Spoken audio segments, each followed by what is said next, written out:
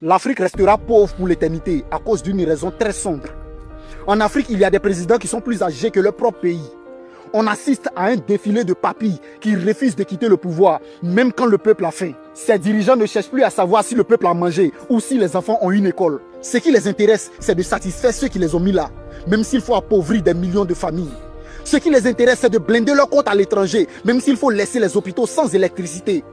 Ce qui les intéresse, c'est de protéger leur fauteuil, même s'il faut vendre l'avenir de toute une génération. Et pendant ce temps, le fruit de nos ressources naturelles est chargé dans des bateaux vers des pays qui ne sont même pas de notre continent. Et nos économies sont livrées à des gourous extérieurs qui pensent que l'Afrique c'est leur héritage familial. Et le plus grave, c'est que quand tu parles de son âge, on te met en prison. Quand tu critiques leur gouvernance, on te réduit en silence. Quand tu organises une marche pacifique pour réclamer tes droits, on te traite de criminel. Mais dites-moi, comment l'Afrique peut se développer si le gouverneur n'a pas l'intention de la développer?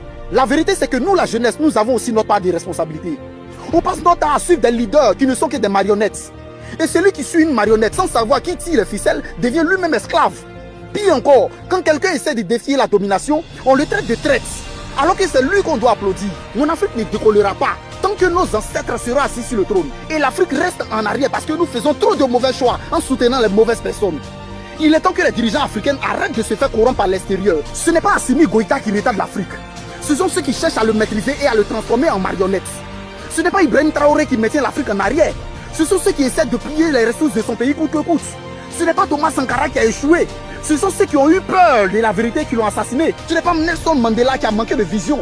Ce sont ceux qui ont voulu l'éteindre, éteindre la flamme de la liberté. Ce n'est pas Muammar Kadhafi qui éliminait dans l'ombre. Ce sont ceux qui l'ont éliminé parce qu'il a refusé d'être acheté. Répète après moi. L'or du Burkina n'appartient pas à l'Occident. Le manganèse du Gabon n'appartient pas aux puissances étrangères. Le diamant de la RDC n'appartient pas aux multinationales. Le précieux cacao de la Côte d'Ivoire n'appartient pas aux marchands de l'ombre.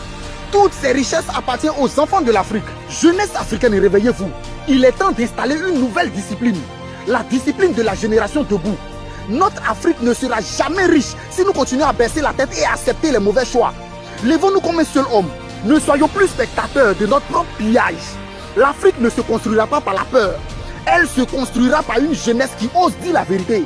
Partage cette vidéo si toi aussi tu refuses de rester à genoux. Le cacao de la Côte d'Ivoire appartient aux Ivoiriens. L'or du Cameroun appartient aux Camerounais. L'or du Burkina appartient aux Burkinabés. L'uranium du Niger appartient aux Nigériens. Le manganèse des Africains appartient aux Africains. Camarades, à quand est-ce qu'on va essayer de comprendre ça? Je ne sais pas. Peut-être qu'on est en train de vous parler là, vous ne comprenez pas la douleur, vous ne comprenez pas l'ampleur de la blessure. C'est tellement profond. Le fond est très profond. Et si on continue de laisser ça comme ça là, ça va devenir... En fait, à un moment donné, tu ne peux même plus réclamer tes droits. Parce que